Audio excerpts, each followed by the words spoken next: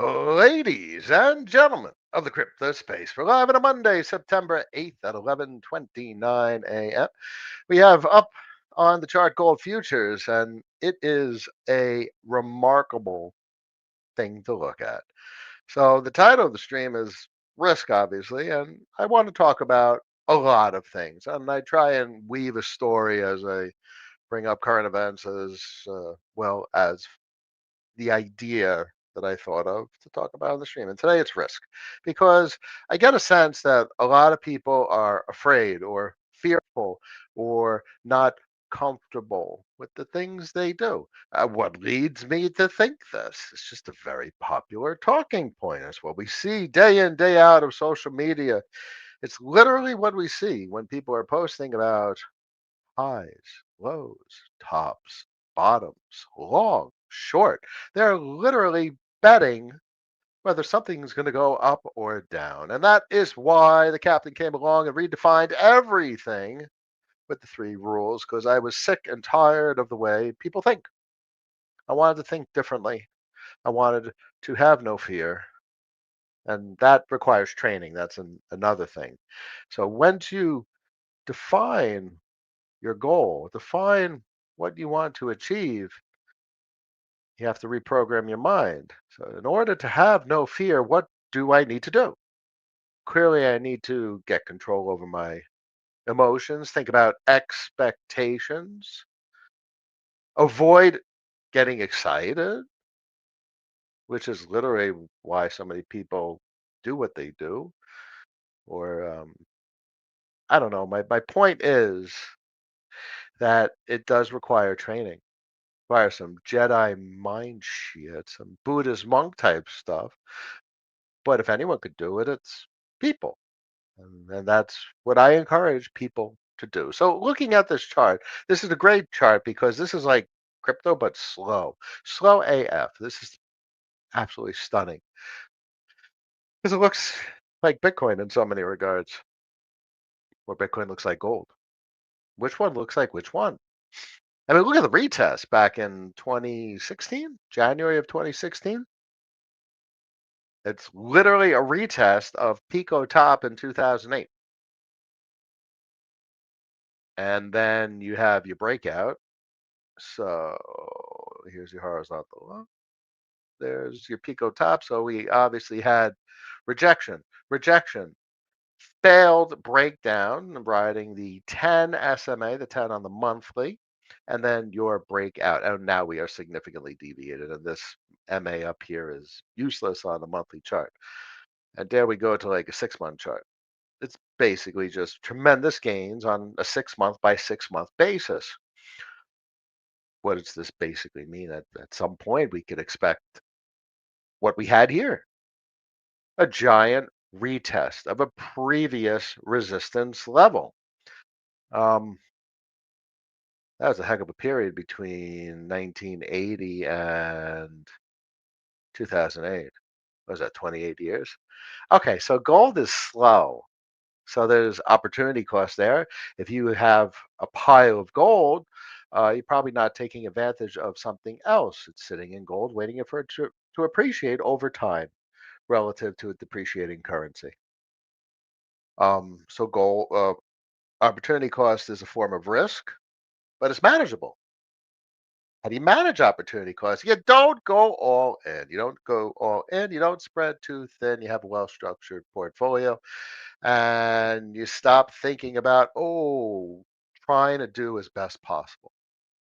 Trying to get all of your capital into the one asset that's going to do as best possible. And you retrain your mind to execute rule number one. Got some gold, got some Bitcoin. I don't do it, but maybe I will in the future. But I bought some Ethereum. Oh, heck, maybe someone does it with Solana, a little bit of DCA, Solana, and they're accumulating. They're accumulating more assets because they have a different mindset. And that would have worked here because if you were accumulating gold in a reasonable proportion to other investments and other assets, you'd be sitting on a fat stack of gold. Own more assets over time. Rule number one. And that's what has been afforded to us in these crypto markets, executing much like these these breakouts and resistance tests, except much faster. Really, the playbook, right? You guys see that? You haven't, you really should. It's just much faster. You can't even look at it on the 6 month. If you look on the weekly and put on a logarithmic Bitcoin, look at that level. Look at that level, horizontal line. So there's your retest. So this only took 5 years. What took 28 years? Well, not 28 years. Let's go back to gold.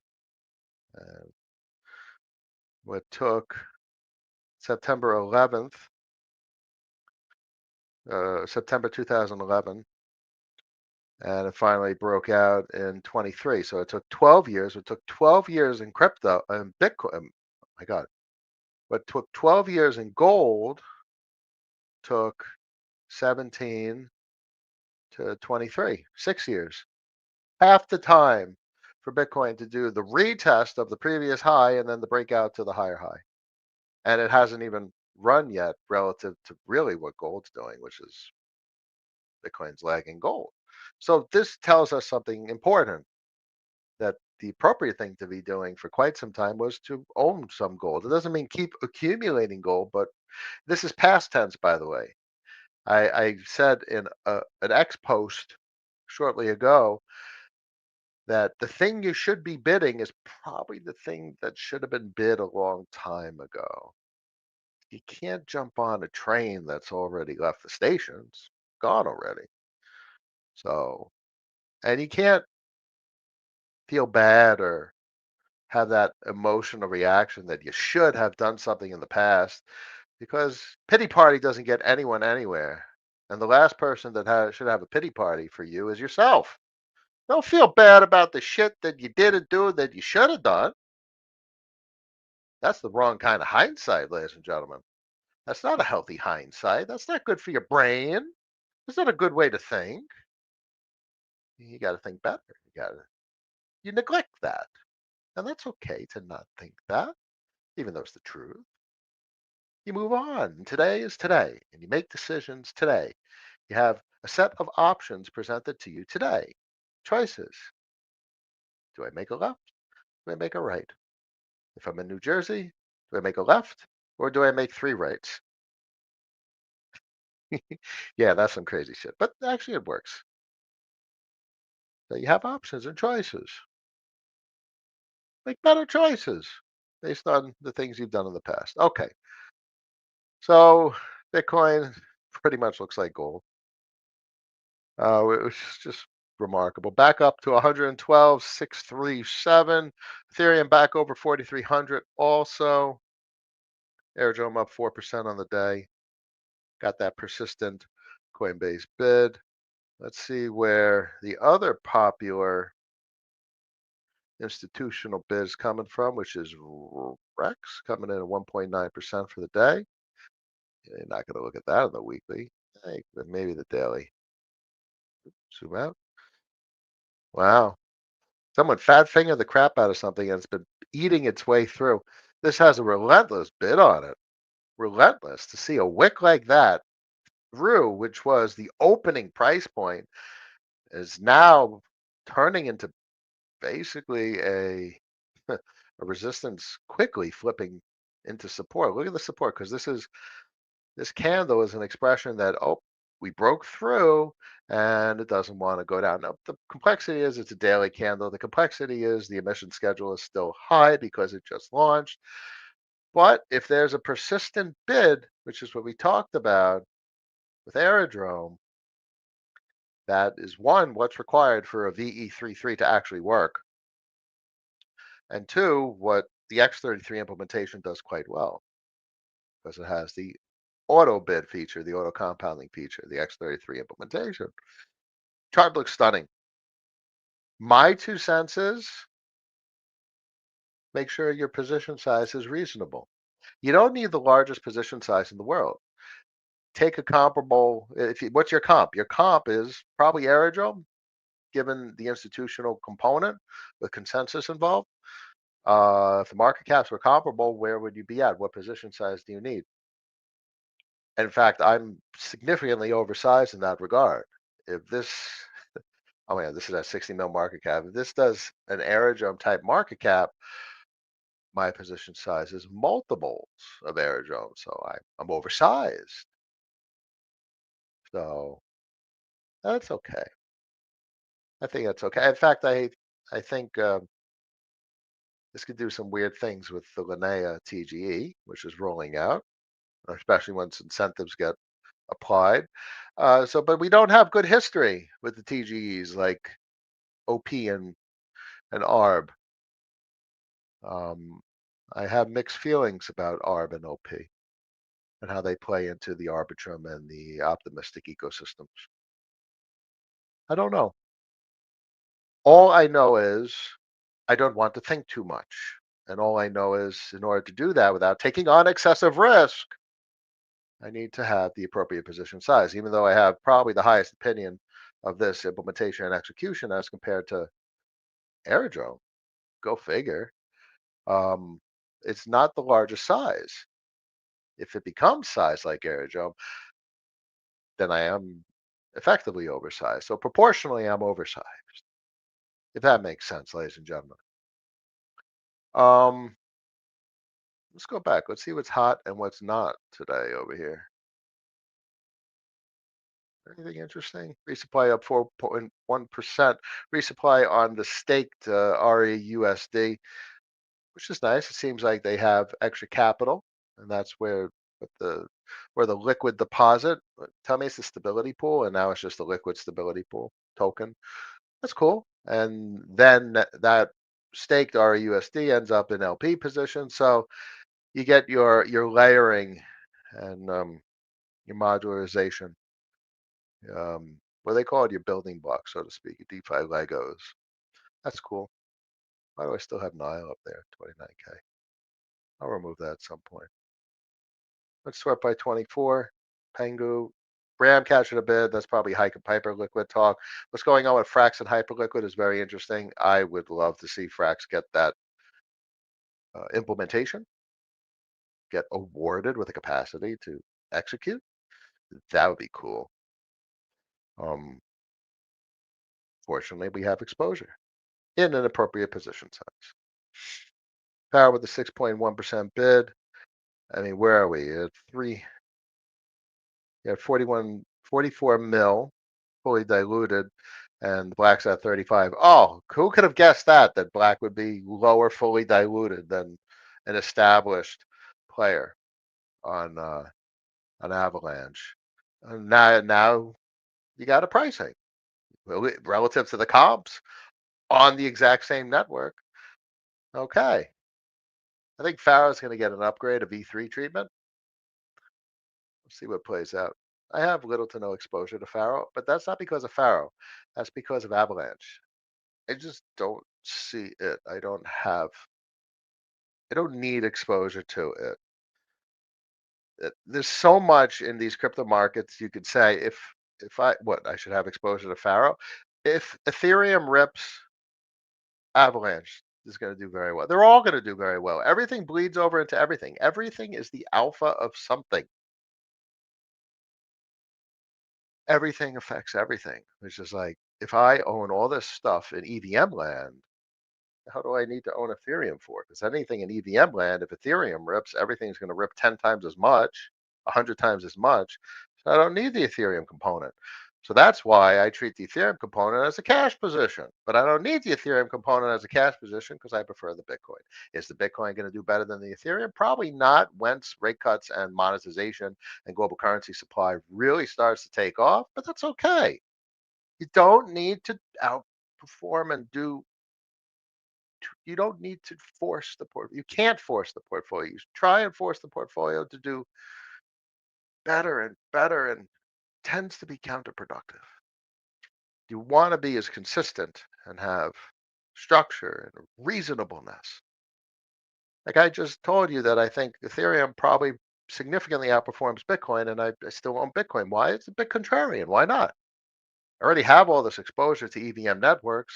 I don't need to stack Ethereum in addition to Bitcoin. Kind of want to choose one or the other. I expect Ethereum to outperform, but I still choose the Bitcoin. So sometimes the contrarian choice is reasonable.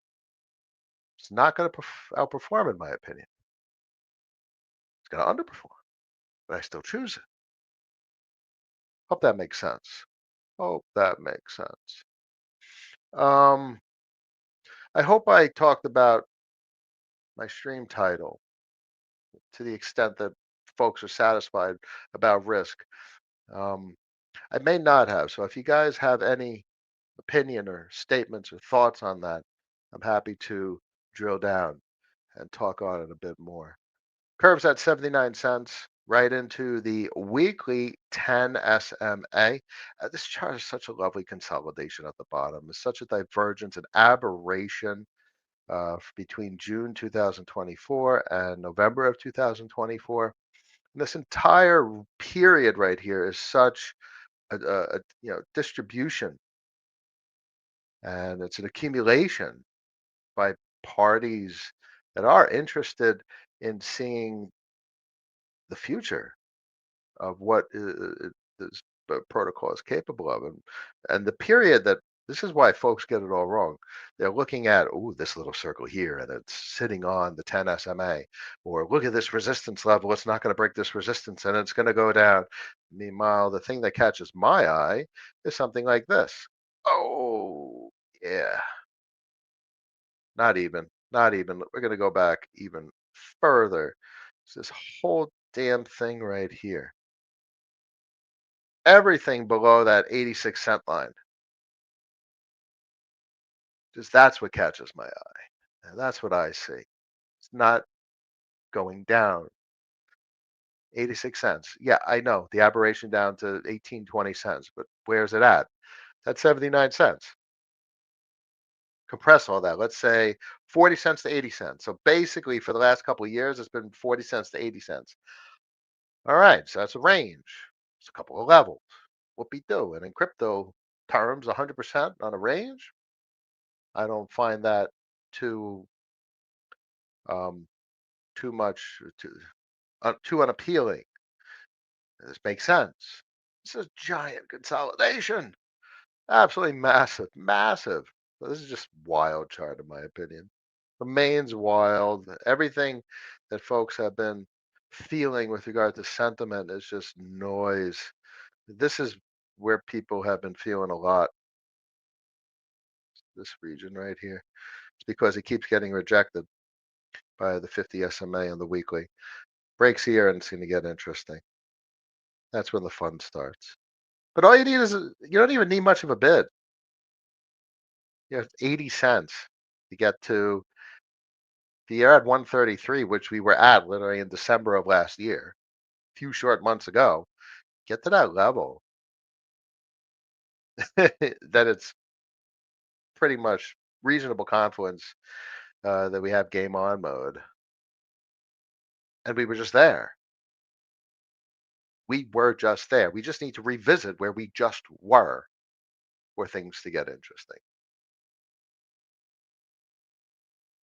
Love, it's not even just seeing a little bit of green price action today. It's just 112.6 on Bitcoin. What a crazy number. And knowing that Ethereum pretty much hasn't even broken out yet. That's the craziest thing. That level right here, basically 43.80. What you want is exactly where we are. What you want to see is exactly what all the sentiment of what's going on on social media. And look at that candle we're working on. Obviously, we're only 8 days into the month, but we're showing an expression of support on a resistance level that was set back in May of 2021 at these heights, at this price. And it hasn't structurally broken out yet. We haven't had rate cuts. We haven't had the monetary expansion. So the Bitcoin's running on a different narrative. Early out the gate with the DATS strategy doing what it's doing, different kind of supply, different kind of dynamic, different kind of market, different product, different economic product. But this is where this is. This is a different story. I don't want to hear no bullshit about it. There's no second best. You're goddamn right there's always a second best. And this is going to do just fine. Even if in the end Bitcoin does what everyone thinks it's going to do, what about the opportunity cost? Just like we talked about at the beginning of the stream with the gold. How do you manage the opportunity cost? And the opportunity cost is a risk. So if you overexpose to Bitcoin and don't have exposure to EVM networks, Ethereum betas, and whatnot, then you have significant opportunity costs. You're not taking advantage of meaningful investment opportunities. There's just incorrect position sizing, overexposure, over concentration, detrimental to a portfolio and doing well. And look at me, the least risk taker, talking about needing to diversify. And you can't do just Bitcoin. You gotta get off just Bitcoin. You can't do it. You need to own these businesses because when they say the system is going to fail or the dollar is going to fail, no, that's a whole process. And a lot of things happen during that process. In many regards, it's been failing since 1971, the last 54 years. Okay? So why do we define it like that? If the United States dollar has been failing since 1971, 54 years, damn, you missed a lot. Talk about opportunity cost. Shit, if you didn't invest and cycle some of those equity returns into gold, because that's basically what you had prior to the financial crisis in '08. Is there big multiples to be had in the dot-com bubble or the bubble leading into 2008? If you recycled it into gold, you did very well. That's the same thing here. That's a whole conversation to be had. How much Bitcoin, how much cash you should have, as I define it, and that's a whole other conversation. We'll probably talk about that heading into 2030. But that is something that's afforded. That's a luxury. That's a result of making good choices. Now all of a sudden, so how do you start that conversation? What are the things that will lead me to talking about that conversation? Market rips 50x across the board, portfolios up 100x at Pico top. It crashes, bear market, we're 20 to 50x from basically where we are in November of 2024. Cash flows are 10 to 20x from where we are today. And think about your portfolio. If it was 20x to 50x from where it is, and the cash flows are 10 to 20x, you have different choices, right? All right, so now you got cash, like stable coins coming in. All right, what do you do with them? If you don't have an investment in a fintech enterprise, you probably have the luxury to be able to think about, all right, is Bitcoin at a discount or is it at a premium? Can't spend all your money, can't spend your entire paycheck. So you can't just buy the Bitcoin. You got to have the cash as well. So you got to think about the balance in the cash part of the portfolio, Bitcoin versus stable coins. So that's the type of scenario that will result in me having that kind of conversation. And we're heading that way. We don't talk about things we have to do in the future prematurely. We talk about it when the market presents us with the right time and the right place to talk about those types of things. We're not there yet. Not there yet. Looks good though. Looks good. 112.5. That's just a crazy number on Bitcoin. Where we've come from. We're not there. Move is not low enough for the fireworks to happen. DXY is low enough for the fireworks to happen. You really want to see some fireworks? You get below the monthly 100. And that's when things get weird. We need to see much lower. like a breach of 92 and move is in the 70s and into the 60s, you're already going to be off to the races. Things are going to be weird if we start to see those numbers. But we're right at that level. And it's taken us years to get here. It's taken us years, ladies and gentlemen. Where are we in the 10-year? 404. You start to break into the threes and things are going to get, that's part of the confluence. Is that a bull market in the 10-year? Do we see a bid? I mean, it's not going to be a higher high in 10 years. The 10-year, was it, 10-year yields were at 0.33. You're not going to get a higher high, but maybe you get to 2.5. And there's your bull market in US government debt. And that'll do some weird things. There's your bid. And maybe they're buying.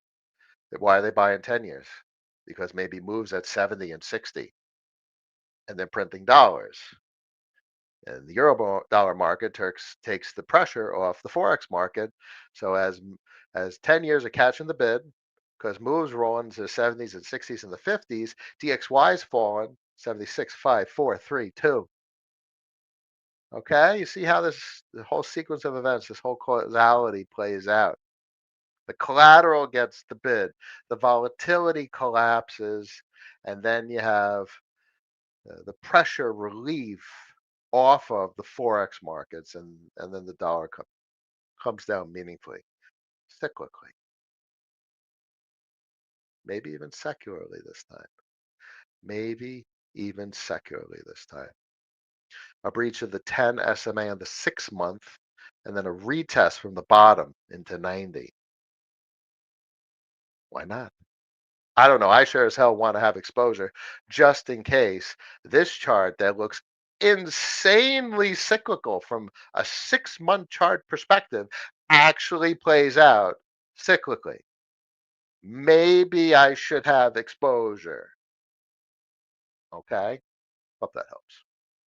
Go through the commentary. Crypto coexist. Hey, Cap, what does tax season look like for you? I assume you aren't using TurboTax or the like. No, I manage my books using QuickBooks, and I have I don't, it's not personal. I don't handle things through a 1040. I handle things through a 1041. And I have a structure that I've built over the last years, which I've talked about live on stream. And a structure affords you different treatment. Uh, Plenty of people talk about corporations, S corp, pass through, LLC, limited liability, or trust structures. There's many different structures that people could opt for. Um, Tax residency, tax shelters, obviously, Bahamas, Panama.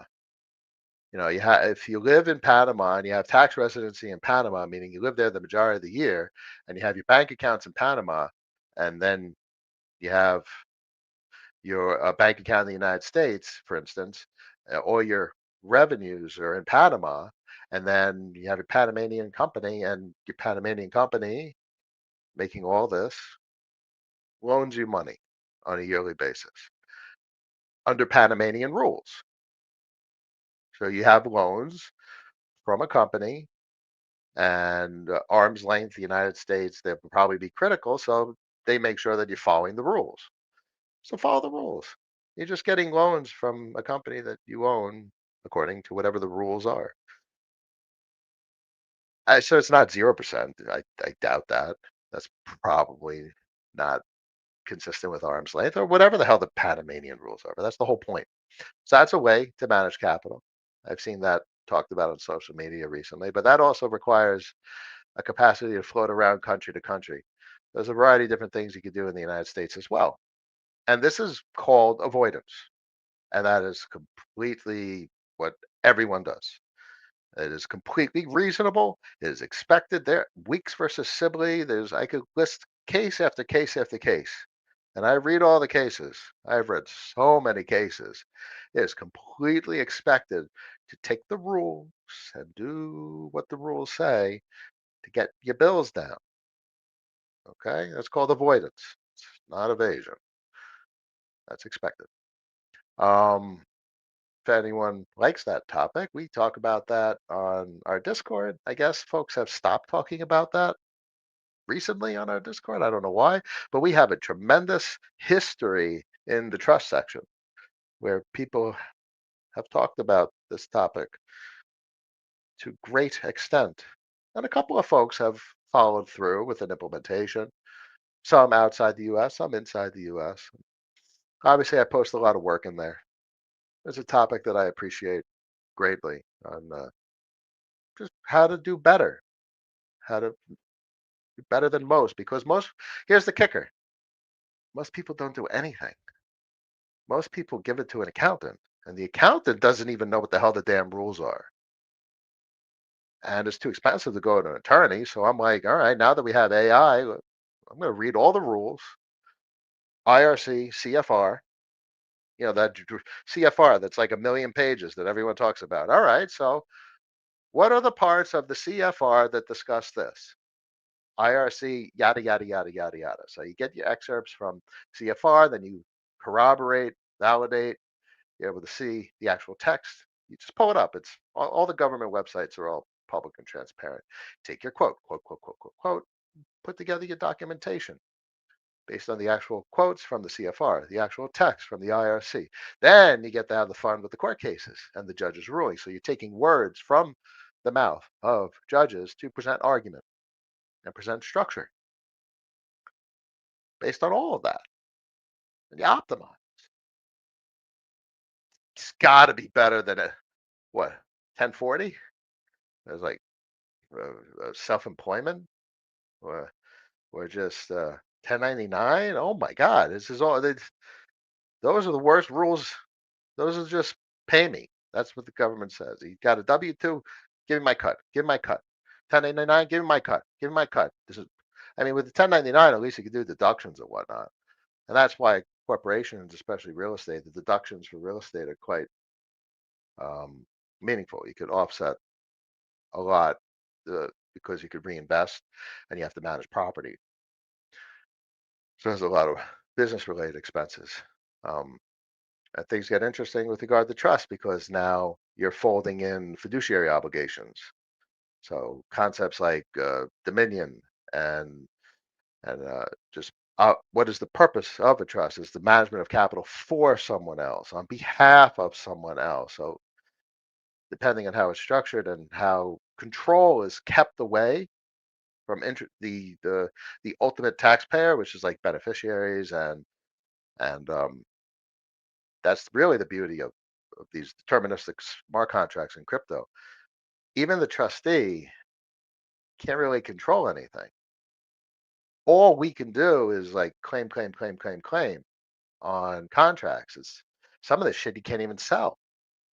You literally technologically cannot sell VECRV. That's crazy, by the way. Maybe I have to remind folks. People overlook it in like crypto terms, how insane that is.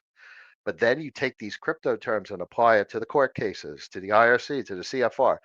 You technologically can prove to other people that you can't sell it if you wanted to.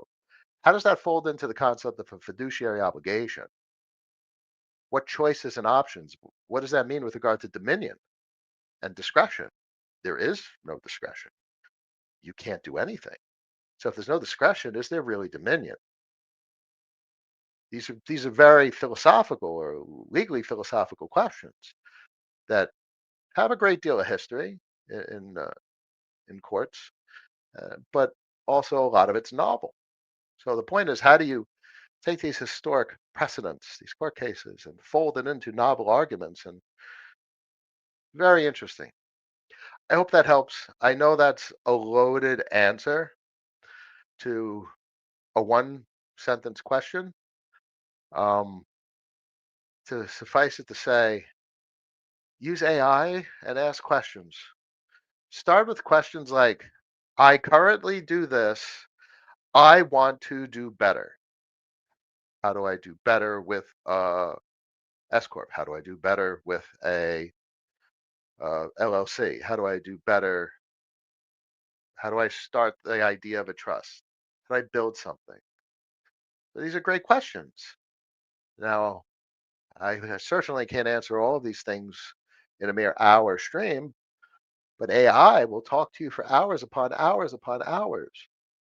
And these are definitely the questions to ask it, because the only alternative is to pay an attorney, and that's stupid. Don't pay an attorney to ask these basic questions. These are the questions you want answered by AI. Save a fortune. And then when it comes to like really technical questions that you're now doubting the AI, like structure and whatnot, then you could ask an attorney. But in the end, these damn AIs nowadays are really wild. I'm going to end this topic, but one more thought. What is law? Law is basically words in sentences, in paragraphs, in documents. So, what is sentences and paragraphs and documents? It's really semantics, the definition of words, and the relationship between words to craft an argument. So, law is basically arguments for and against. There's no real final solution. It's just arguments for and or against. And look, you get things overturned in courts all the time. So nothing is really certain. You just have changing arguments that are mutating over time. And so this is exactly what AI was built for, or probably one of the most powerful capacities of AI, aside from coding. I would say it's probably better at law than coding right about now. Image generation. Because law is just words and the definition of words. So documents, the AI still has a long way to go for the big documents. So you really still need a human brain to craft the big documents. Like AI is great at sections and paragraphs and arguments. But the second you have multiple paragraphs and multiple arguments and you're trying to craft this like cohesive tapestry of a document, no, don't. One, just don't rely on the AI. You need to understand what you're building, the flow, the feng shui. There's a feeling to a document. There's an art to documents. So the AI is not going to really do that as best possible yet. Now, I've been doing what I'm doing since the beginning of ChatGPT when it first came out, and where we've gotten to is insane. By the way, so it is so much better than where it was. It's still not there. You still need to use the old human brain. I hope that helps. That was a long answer to a great question that not enough people talk about. So thank you for asking it. The Hook, good morning, Cat, present and accounted for, sir. Yes, sir. Much pleasure. I thought a concept front of the class. Always welcome there. Front of the class for me as well. Yes, indeed, George. Good morning, guys. Great show on Friday. What if the IRS denies your explanation? How do you interpret the law? That's not up to them. See, that's what Loper Bright changed. See, here's look up the Loper Bright case. It's talked about in 24, and there's been 3 or 4 cases since then that have used Loper Bright, so it's pretty much established. That's the whole point. It's not up to them. They're just an interpretation. So all these memorandums and notices and chief legal counsel, all they are is opinion. But they present their arguments. They present uh, what their general stance is, what they're going to do, but it's not up to them. That's not they're not in charge of. They don't make laws. Congress makes laws. You know where Congress writes the laws? The IRC. You know who judges the laws of Congress? The judges, the judiciary. So, and where does that set a precedence? That creates common law. That's the court cases.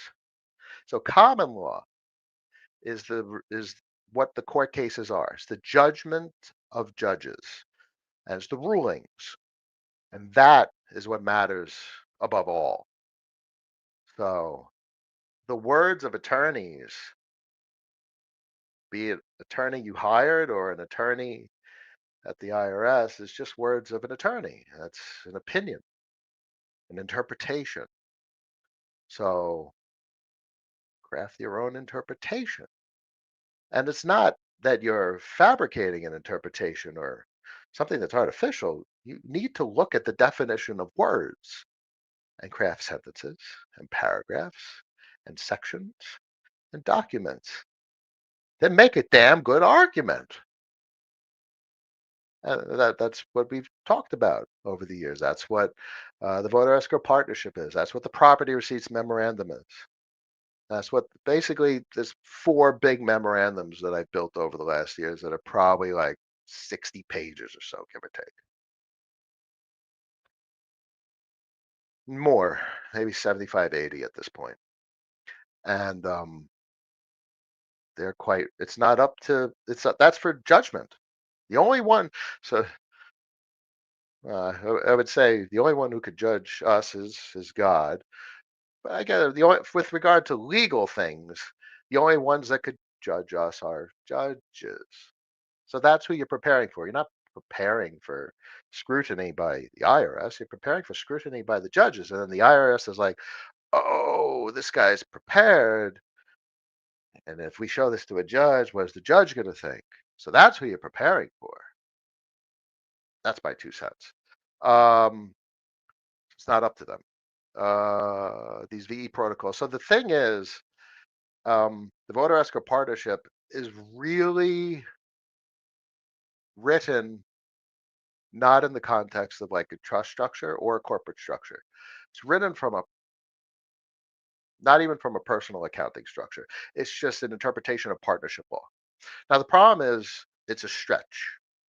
So absent a more sophisticated structure like a corporate structure or a trust structure, the voter escrow partnership is quite attackable. So it's a very interesting argument. It's one of my largest memorandums I've ever done. It's almost 30 pages. Um, but for instance, there's reporting requirements for partnerships, and smart contracts can't report. But there's also arguments that just because the smart contracts can't report, it's a digital entity, doesn't invalidate it as a partnership. So that's where I went with the memorandum. That even though it can't follow the rules of the IRS and report, still a partnership. It's a very interesting memorandum. I like it. It is not as strong as I would really like. Like I wouldn't rely on it alone. But in the context of like the property receipts memorandum or the accession of wealth or the tax liability memorandum, um, it's additive and it's interesting in my opinion, especially how it's crafted. The Bollinger case is very interesting. So what would attorney do in a court setting? They'd probably attack the applicability of the Bollinger case to a digital setting, and then you'd look to the document to see if you could defend it, or you'd craft novel arguments in the court setting to try and defend the applicability of Bollinger to immutable smart contracts. Anyhow, I like that memorandum. I haven't worked on it in a bit, but I have updated like property receipts recently. That's a love that memorandum. That's my favorite memorandum. Hope that helps. You said I'm assuming your attorney and CPA agree with your interpretation. Yes, my CPAs do, and my attorney does as well. Considering my 2875, is that the form? My disclosures form. It's a nice combination of documents, and I'm quite satisfied. The attorney's like, all right, fine. This is what you want to do. This is a great 8275 disclosure, and the CPA's like, all right, if the attorney says he's okay with it, then they're fine with it. Now that's good. That's hard for a lot of folks to find. Not a good attorney, because any attorney will. Well, everything's about preparation. So an 8275 is a disclosure that here's my opinion. This is what I believe. This is what I've read. Here's my documentation, and here's my disclosure. Now it's up to regulatory authority to be like, all right, we don't agree with that. So, what's the preparation for that response? So, it's the same thing with risk. This is all risk management, by the way. And interestingly enough, it folds right into the title of the stream. How do you manage that risk? How do you sleep well at night? You prepare. So how do you prepare? You defend yourself. You have your documentation. You have appropriate attorneys. You have appropriate accountants. And it doesn't mean you're paying them a shitload of money. It just means you've had conversation with them such that they're aware of what's being done, why it's being done, how it's being done. So they're like, oh, okay. You have your ducks in a row. Prepare. Manage your risk, ladies and gentlemen. Hope that helps. Difference between Rex 33 and XRES. Rex 33 is auto compounding XREX, basically. It's just a relay. It's a liquid relay as compared to the drones, which have non-liquid relays. That's what X33 implementation is on Shadow and um, EtherX. Good morning. Much a pleasure. Masoon, how are you, my friend? George, off topic, Cap. Do you have any interest in Solidity, smart contracts, more so Viper? But I do. You see yourself coding DeFi in the near future? No, I do not. Um, I was entertaining the idea of going back to, so I have my bachelor's in engineering, and it means I could go to law school. I just got to take the LSATs. So it'd take probably about 4 or 5 years to get past the bar. And then I can practice law in the state of Florida. Now, the problem is, it's only the state of Florida. So I don't know. That thought did cross my mind. Um, Not too much of a pivot from being an engineer to being an attorney, but I really like the idea of estate planning. There's much that could be done that most people don't. Now, see, it's exactly what people think it is. The the amount of time it takes to prepare, as I said earlier, how do you manage risk? You be prepared. The amount of time it takes warrants a tremendous amount of expense from an attorney. So why would I want to go back to school? All right, I can charge 50, 100 grand per client to manage their stuff. All right, so that's a reality. So my 2 cents is, if you want something done right, do it yourself. It's just not always easy. But here, the reality is the AI levels the playing field, guys and gals. Do anything you want to do with AI. You can learn anything you want to learn. Just be an autodidact. You could do it, guys and gals. You could do anything now more than ever. DCA man, much a pleasure. Sir Joe present. Laughing my ass off. I'm from Jersey, right? Right? Right? I see what I did there. My man. Yes, indeedy. The advisor, good morning. John Steps, good morning. If rumors are true and Arrow launches on ETH and announces Velo buyout in November, where do you see that as a competitor to Uni? What's a good sized position? I don't. Uniswap is just this weird thing that is so popular, and I don't get it. Who goes to uniswap.com to buy something? I mean, frankly, who the hell goes to Aerodrome to buy something? Now, obviously, I understand like integration with Coinbase, and Coinbase folks go to the Base app, and they're engaging with DeFi, which is on Base, and says an Aerodrome. All right, I understand. It's just so outside of my normal day-to-day operation. I mean, who doesn't use CowSwap? I mean, at least use LlamaSwap. LlamaSwap or CowSwap? I mean, why use anything else? I mean, Odos?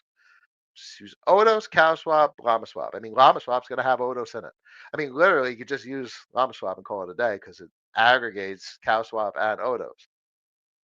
So it's beyond me. So I don't. I have mixed feelings about Uni.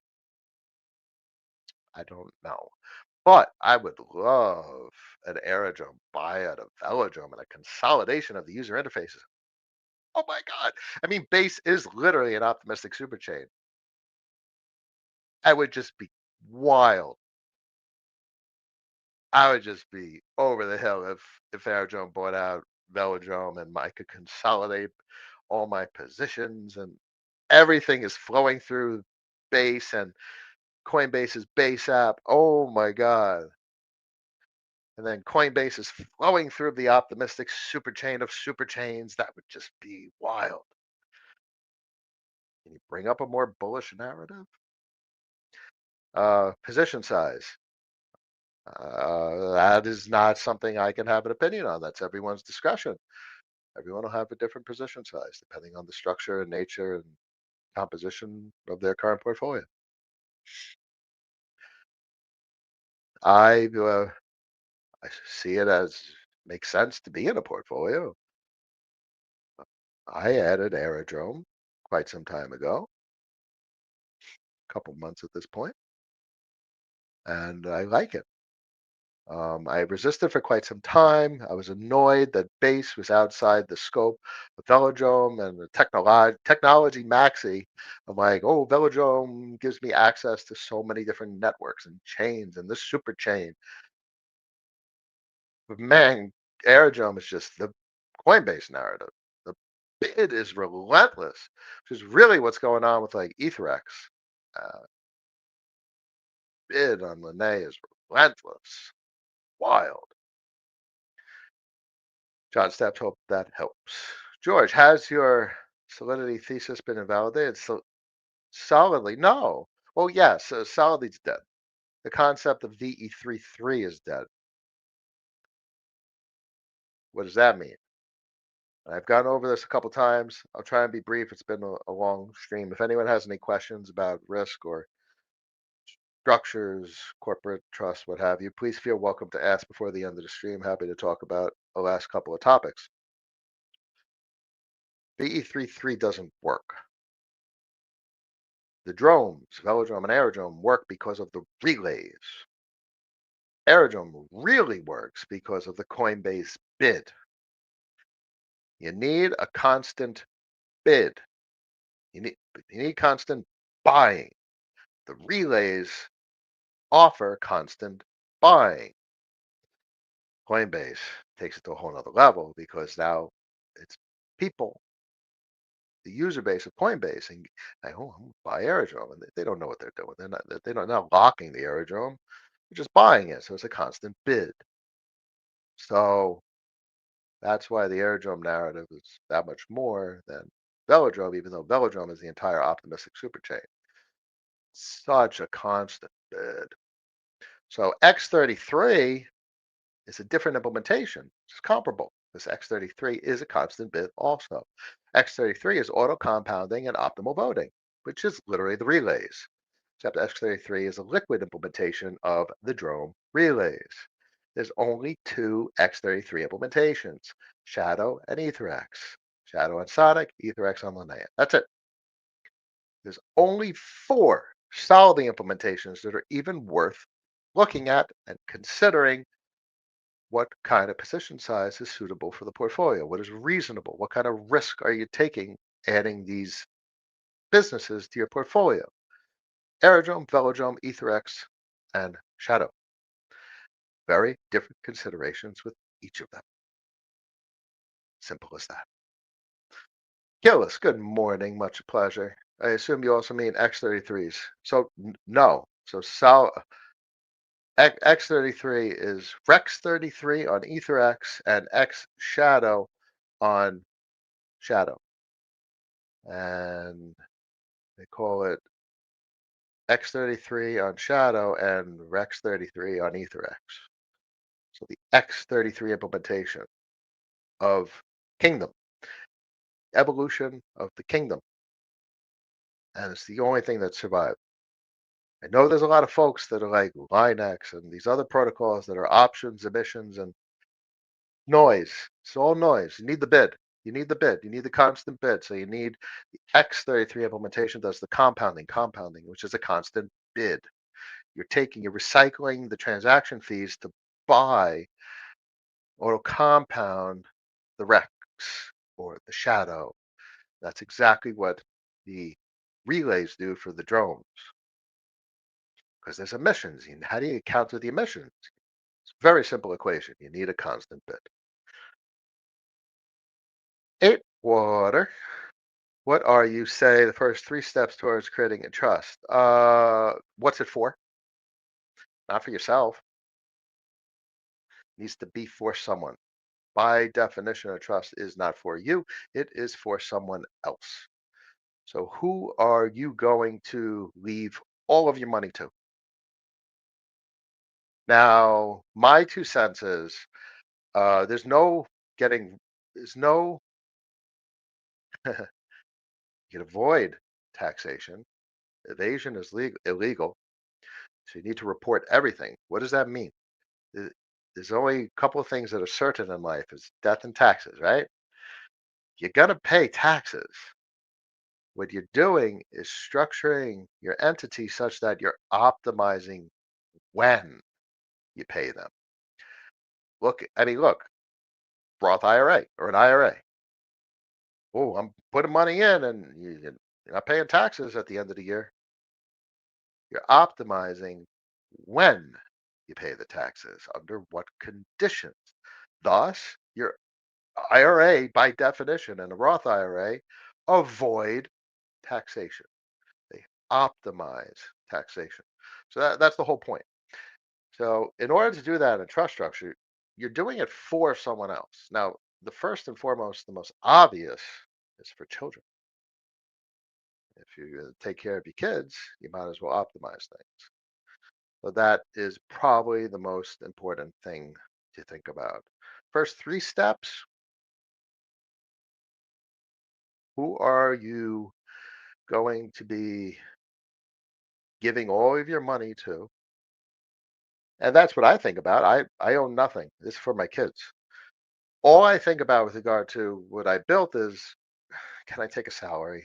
Can I stop working for the man, quit my W 2, and more or less give myself a W 2? And then I'm paying income tax on the capital that I take as a salary.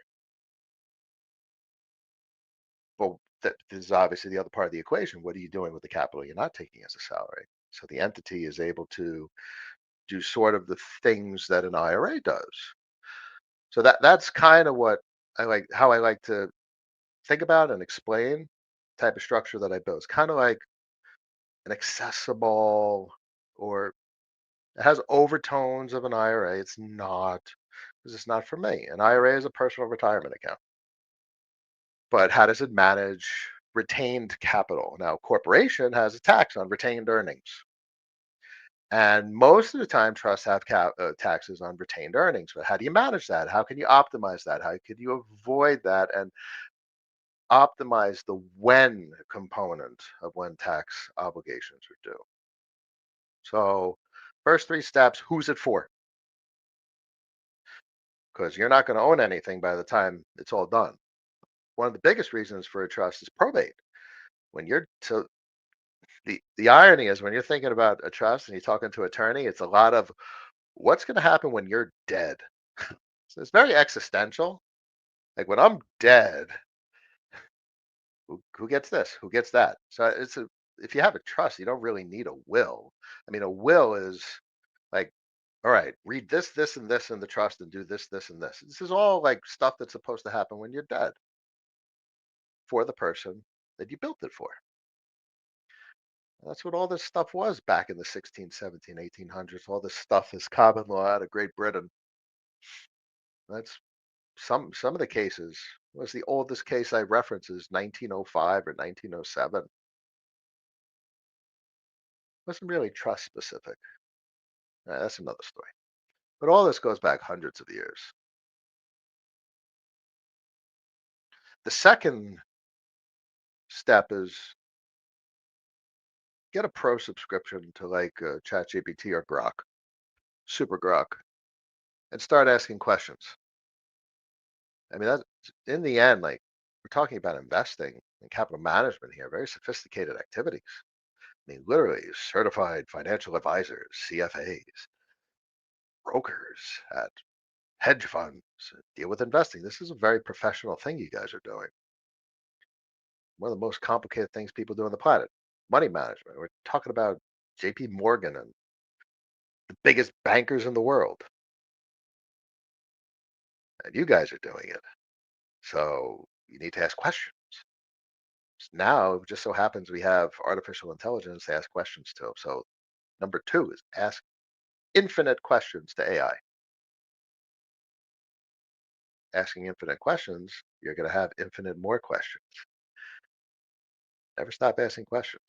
And then you'll so step one, who's it for? Step two, never stop asking questions to AI. And step three, you're going to get your step three by executing step number two. Once you ask infinite questions to AI, you're going to figure out what the hell your step number three is. Hope that helps. Dean, better late than never. Risk is a measure of comfort. So I have sacrificed outperformance for more comfort. Oh, good. I'll sacrifice outperformance all day long for comfort. I have absolutely no interest in trying to do better with the portfolio. I want to do well. I want to do what the portfolio is meant to do. I want zero leverage. I want no capacity to lose my assets. I have no patience or tolerance for that kind of risk. The only risk I take is did I or did I not choose the right assets? Did I or did I not acquire the appropriate position size? That's it. That's my risk. No liquidation risk. That's insane. My man. Nine. Oh yeah, Frog did highlight those nine assets. Those are very nice. It's a nice list. That is a nice list. Appreciate it, Cap. You're very welcome, George. Anna said, "Hi, Cap. Good morning, ladies and gentlemen. Monday, September 8th, 12:30, 1 p.m. I gave you guys and gals a lot to think about today. It's always fun talking. You hopefully some good statements were made and not too much confusion was created, and hopefully some good ideas make its way into your conversations with yourself, friends, and family. So I hope I help. That's the extent of what I could possibly offer. 193 people made it to the end of the stream, and you are all now that much more rational because of it. Stay calm, cool, and collected throughout the week. Stick to the rules. Rule number one, own more assets. Rule number two, know when to stop owning assets. Rule number three, the good old fuck you, pay me. I will see you guys and gals later this week on a Friday. Until then, be well. Peace.